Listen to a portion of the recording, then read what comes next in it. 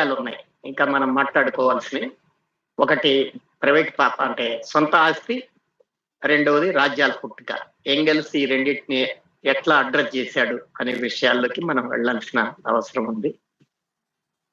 సరే, ఇక్కడ కుటుంబం అనేది ఒక స్థితి నుంచి మరొక స్థితికి చేరుతున్నప్పుడు అది సొంత ఆస్తి సముపార్జనకి ఆస్తుల మిగులు సంపాదనకి ఆ కుటుంబమే ఒక చిరునామాగా మారుతూ ఉంటది.